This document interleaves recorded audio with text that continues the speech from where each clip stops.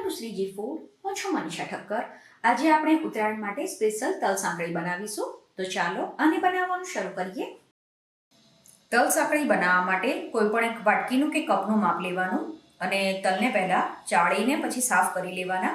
હવે કોઈ જાડા તળિયાવાળી કઢાઈ લેવાની અને એમાં આ તલને કોરા શેકી લેવાના. જ્યારે પણ તલની ચીક્કી કે તલ સાંકળી બનાવો ત્યારે તલને શેકીને જ ઉપયોગમાં લેવાના. જ્યારે તલનું કચરિયું બનાવીએ ત્યારે તલને શેકવાના નથી હોતા, એને કાચા જ ઉપયોગમાં લેવાના. અને ઘરે તલનું કચરિયું કેવી રીતે બનાવવું એ જો તમારે જોવું હોય તો ડિસ્ક્રિપ્શન બોક્સમાં મેં એની લિંક આપી છે. આટલા તલને શેકાતા લગભગ 5 થી 6 મિનિટ જેવો સમય લાગશે.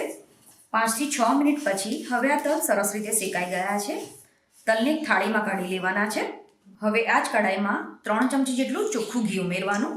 આની સાથે જ જે થાળીમાં કે મોલ્ડમાં તલ સાંકળીને સેટ કરવાની હોય એમાં પણ થોડું ઘી લગાવી દેવાનું. ઘી થોડું ઓગળે એટલે જેટલા તલ લીધા છે એટલો જ આમાં ગોળનો ભૂકો ઉમેરવાનો. તો 1 વાટકી તલ લીધા છે તો 1 વાટકી ગોળ આમાં ઉમેરવાનો. વધારે ક્વોન્ટિટીમાં બનાવતા હોય તો તમે તપેલીનું માપ પણ લઈ શકો છો. ગોળને અને ઘીને મીડિયમ ગેસ ઉપર ગરમ કરવાનું છે. ગોળની જે નાની નાની કણી હોય એને સ્પેચ્યુલાથી દબાવતા જવાનું. અહીંયા રૂટીનમાં જે કોલ્હાપુરી ગોળ વાપરીએ એ જ ઉપયોગમાં લીધો છે. આના બદલે તમારે ચીક્કીનો ગોળ કે દેશી ગોળ ઉપયોગમાં લેવો હોય તો પણ લઈ શકાય. બસ આ રીતે ગોળ ઘીમાં મિક્સ થઈ જાય અને આ રીતે ઉભરાવવાનું શરૂ થાય એટલે આને 1-2 વાર હલાવી દેવાનું. જો તમે આને વધારે કૂક કરો તો તલ સાંકળી ખાવામાં કડક લાગે. તો બસ આ રીતે ઉભરો આવે એટલે ગેસ એકદમ ધીમો કરી દેવાનો. જે તલ શેકીને રાખ્યા છે એ આમાં ઉમેરી દેવાના. ધીમા ગેસ ઉપર જ આને મિક્સ કરવાનું છે. તમને આમાં સૂંઠની કે ઇલાયચીની ફ્લેવર પસંદ હોય તો તમે આ સમયે એમાં સૂંઠ પાવડર કે ઇલાયચી પાવડર પણ ઉમેરી શકો છો. આ રીતે આ મિક્સ થઈ જાય એટલે તરત જ ગેસ બંધ કરી દેવાનો.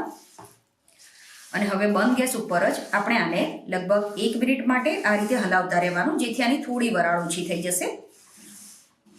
1 મિનિટ પછી આપણે જે થાળીમાં કે મોલ્ડમાં ઘી લગાવીને રાખ્યું હોય એમાં તલ સાંકળીનું મિશ્રણ લઈ લેવાનું. તો આ મિશ્રણને પૂરેપૂરું ઠંડુ નથી કરવાનું, ફક્ત 1 મિનિટ માટે જ એને હલાવવાનું છે. હવે જેવી પણ થિકનેસ તમારે તલ સાંકળીની રાખવી હોય એ પ્રમાણે આને સ્પ્રેડ કરી દેવાનું. હવે આને આ જ રીતે 5 થી 10 મિનિટ માટે કે થોડી ઠંડી થાય ત્યાં સુધી રહેવા દેવાની. અને તલ સાંકળી થોડી ઠંડી થાય એટલે આના ઉપર નિશાન લગાવી દેવાના. તલ સાંકળીને પૂરેપૂરી કટ નથી કરવાની. જે સાઇઝના તલ સાંકળીના પીસ રાખવાના હોય એ પ્રમાણે ખાલી આના ઉપર નિશાન લગાવવાના છે. હવે એના ટુકડા કરી દેવાના છે. તો આ તલ સાંકળી ખાવામાં એકદમ સરસ પોચી બને છે. તલ સાંકળીને તમે ડબ્બામાં ભરીને મહિના સુધી બહાર સ્ટોર કરી શકો છો. તો તમે પણ આ ઉત્તરાયણ ઉપર આ રીતે તલ સાંકળી બનાવીને જરૂર ટ્રાય કરજો. આઈ હોપ તમને મારી આજની રેસીપી પસંદ આવી હશે.